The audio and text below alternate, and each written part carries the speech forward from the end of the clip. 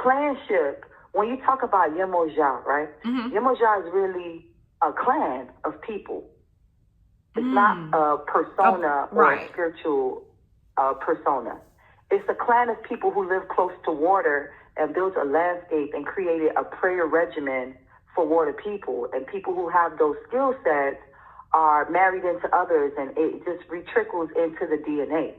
So maybe 4 years later, a Yemoya child is born of this family line, and that family line could be something else. They could be priests, they could be kings, they could be all that, but this child is born with the gift of Yemoja. You understand? Meaning it's an ancestor return. So like all of the Orisha that we know currently, these are also physical places in Nigeria right now. That's so when we talk about dope. Like, so when we talk about Oshun, there's a place called Oshun State in Nigeria, and that's where all Oshun priests and Oshun temples are. That makes sense now? First of all, you're blowing my mind, okay? Like, because you are. Like, I'm serious because, I just feel like that's amazing. This is my first time hearing that. So my mind is blown. I want you to make sure what we're talking about today. I want you to email me because I want to do, I want to research. I want to expand my mind. I want to learn, And then it's so deep because, like, remember that everything in Greek mythology, everything in European history is a mimic, a mockery of some form of African traditional knowledge, right? True. Yeah. So I'm going to just throw something out there just because I know this. It's a lot to talk about, but I know this would, this would be of interest to you. So a lot of times in your readings, we talk about like twin flame journey, correct? The last conversation that somebody called the twin flame journey came up, but I'm all ears. I'm listening. Well, what's interesting is that in African mythology, okay, these are just the folklores that people told to help children understand the dynamic of energy. You can't see energy, right? Right. You can't see it. So our ancestors knew and could read and feel energy off of people, and they would, categorize these different energies they were feeling.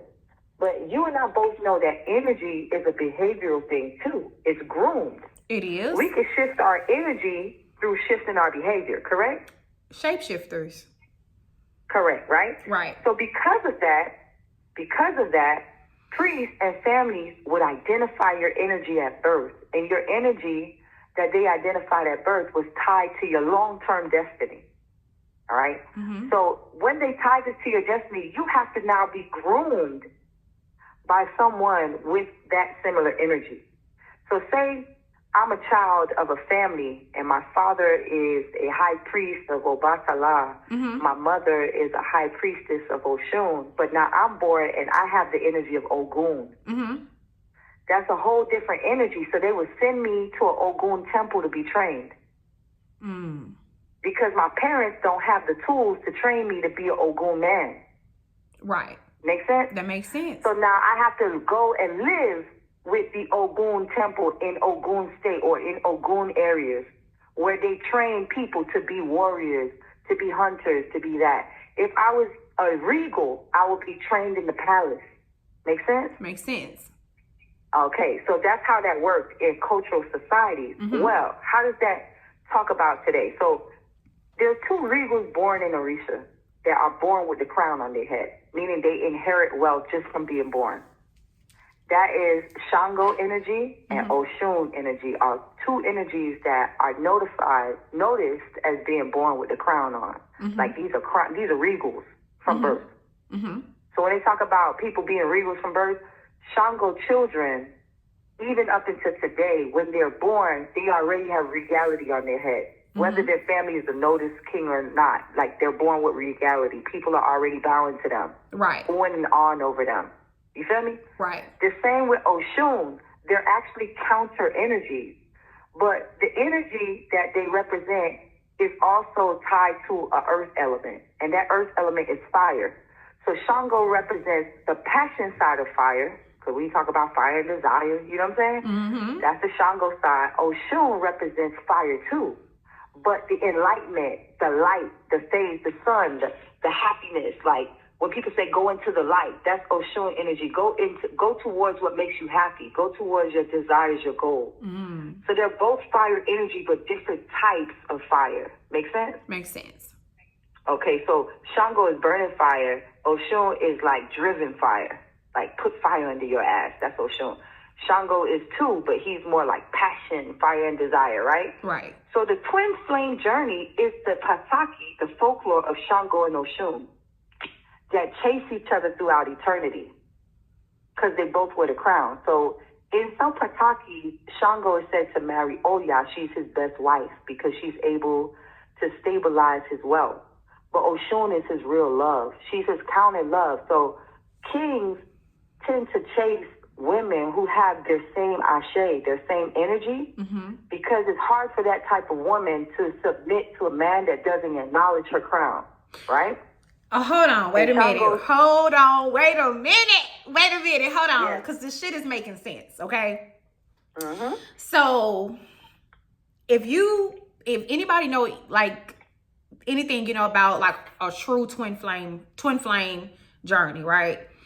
And when you have, a masculine and feminine energy, or, depending on whatever role they're in, that's embodying whatever energy, you have two like powerhouses, literally, and that's where that is the whole thing of the. Someone has to relinquish the crown. Somebody has to let the crown go.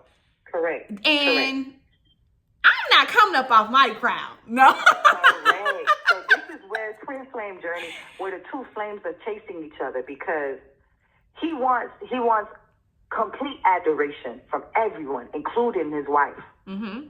She will only give him complete adoration if he grounds her as his wife. So he has to throne her next to him for her to like relinquish her run. He has to throne her. So what happens is that a lot of kings meet their queen, but they make them a wife, not a queen. You hear me? Right. Okay. So when they say the kings had many wives, duh, but how many queens did he have, nigga? Right. That's what I'm trying to find right. out. Oh my God.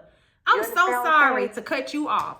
But on the video the other day, that energy came up. And I said that the problem, and it was twin flame came out. I said the problem here is this divine masculine energy does not want to accept his divine feminine as his equal.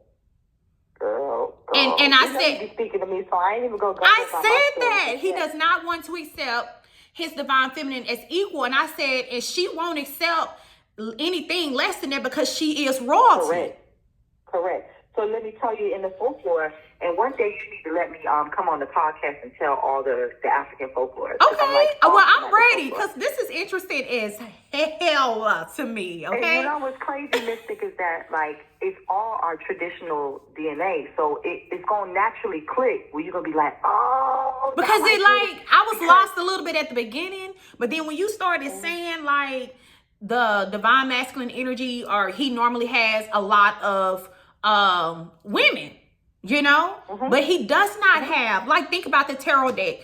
On the tarot deck, there are multiple queens there, but there's only one empress energy. There's only one emperor energy. Because you hear me. Right. That's